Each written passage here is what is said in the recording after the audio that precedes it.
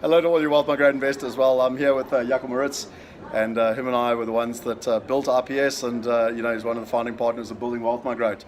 What's really interesting is that Jaco is now going to focus on South Africa and bringing South African solutions to the platform. Tell us just a little bit, Jaco, about firstly the structure. Let's talk about the structure first before we talk about the deals. So currently we're in final negotiations with getting the structure FSB approved for how to put South African deals through the platform, creating a sponsorship agreement for getting deals put together in a format that we can shift the compliance to the suppliers of the properties. That's in final negotiation, and I think that's going to be a good safe space for investors to play in first of all, and then bringing deals to the platform that can give good returns in South African rand, obviously for South African real estate. So people that's interested in that, that's a great. I'm quite excited about it because you've spoken quite a lot about bringing digital products and et cetera, et cetera. So we'll obviously watch the space in terms of that side of things. So to clarify, there's going to be a structure in place.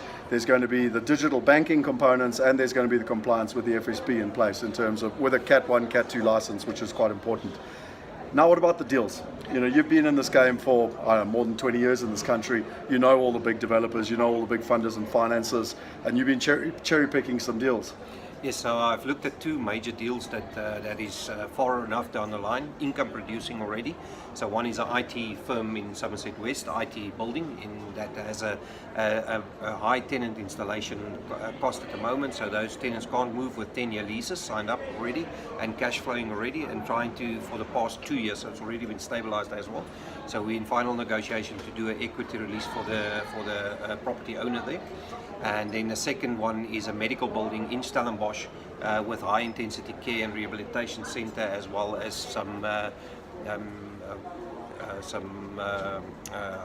high care units, intensive care units on it. So it's a specialized medical, similar to the stuff that we do in America, and that is also in final negotiation. They did get an offer from a different fund, but it looks like they won't be accepting that because it's too low.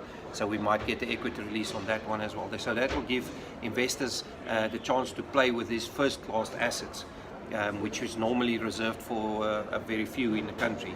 I think if we can get access on a more ground level scale, that would be fantastic. Cool. Two last things from my side.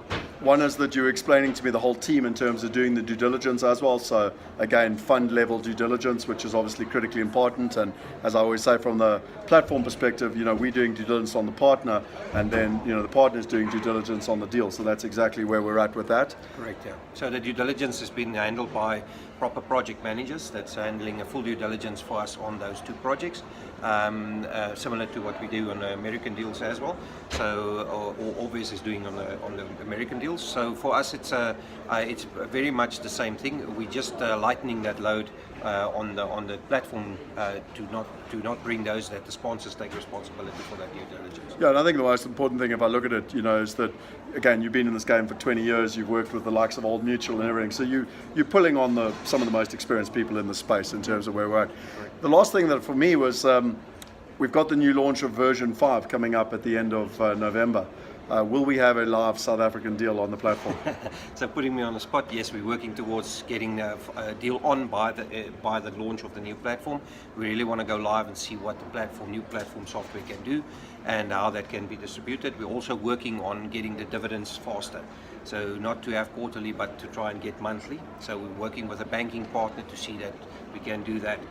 So that's also in last stages of negotiation, and if we can get that right, it's just a systems integration there. So we're working with the tech team in the near future to see how we can integrate that. So watch the space. I think there's some exciting stuff coming. Exactly, and if anyone's interested in developments, I'm a bit gun shy at the moment on developments, but you are doing 3 developments at the moment, shopping centres. Yeah. It will be a product that they'll be bringing, and depending on the demand on the platform, we'll determine whether we go for new developments. But again, you are working with some of the best partners in the country, and so if people are interested in developments, let us know. And not just income producing, Jaco can bring new developments as well. Although I'd like our focus to be income producing, certainly in the short term. So we want to limit the risk. So obviously, income producing is our main focus. I am working on some developments that's currently in process. Fully leased up shopping centres with 10-year leases, national tenants, all of those things, and cash flow will be cash flowing well once built. So we're working at an interim financing solution as well, so that we can bring income-producing assets to the platform instead of developments. But if there's a need for or if there's a demand for it, we can definitely bring a little bit higher risk investment to the platform as well. Awesome. Well, I look forward to having a compliant digital real estate solution in South Africa, and look forward to making it happen by the end of November. Okay. Cheers. Cheers.